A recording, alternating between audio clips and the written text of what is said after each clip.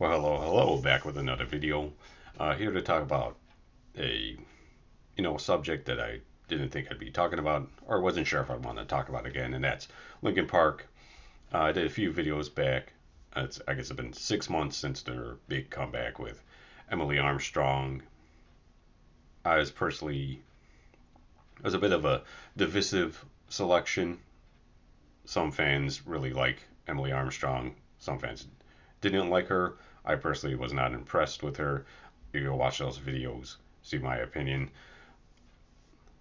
So, but we have a new article here from Metal Injection. Let's take a look at this.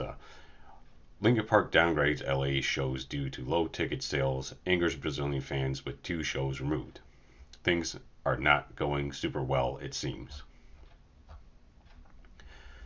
Linkin Park's ongoing world tour seems to have hit a few minor snags. September 13th show in Los Angeles, which has been severely downgraded due to low ticket sales. The show was originally scheduled for the 56,000 capacity Dodger Stadium with Queens of the Stone Age, but has now been moved to 18,000 capacity Intuit Dome with JPEG Mafia as the openers instead.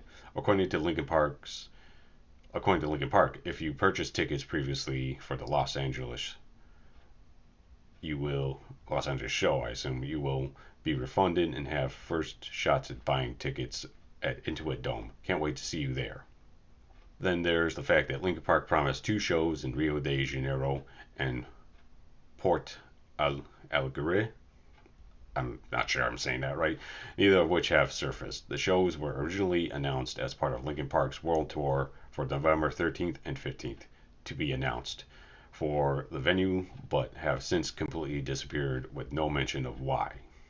Oh, and then there's speculation that the tour isn't selling very well, as Linkin Park has launched a deal with fans getting two randomly selected seats for $39.50. Linkin Park's ongoing world tour features guests like Queens of the Stone Age, Spirit Box, AFI, Architect's grandson, Gene Dawson, JPEG Mafia, and Perez on select dates. Get the remaining dates below, and here are the remaining dates. Here are some posts. Now, once again, I've said that this was a controversial comeback. People were divided on Emily Armstrong. Also, people were divided on Linkin Park hiring a new guitar player and a new drummer, as their originals did not return, except for Brad, the guitar player, who is working with them in the studio, recording music, but not touring with them. So a lot of people feel like, oh, this isn't truly a Linkin Park comeback. Unfortunately, Chester Bennington took his own life in 2017, and like I said, he was such a unique vocalist, one of my favorites of all time, and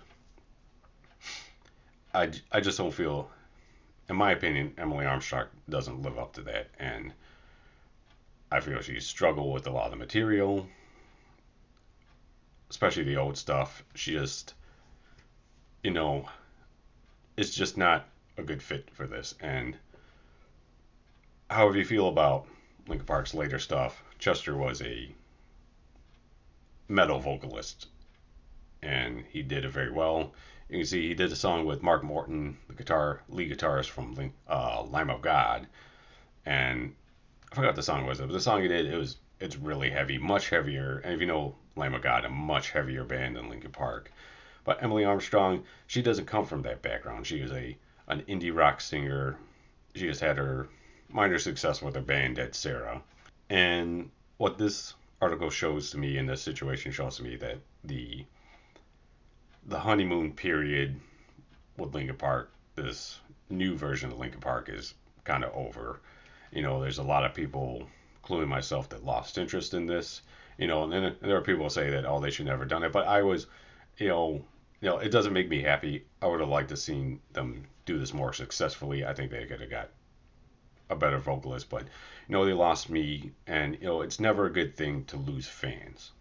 And there was a lot of fighting amongst fans. I know on someone like Linkin Park's page, us who showed some, you know, displeasure in the selection of Emily Armstrong and some of the things we were doing.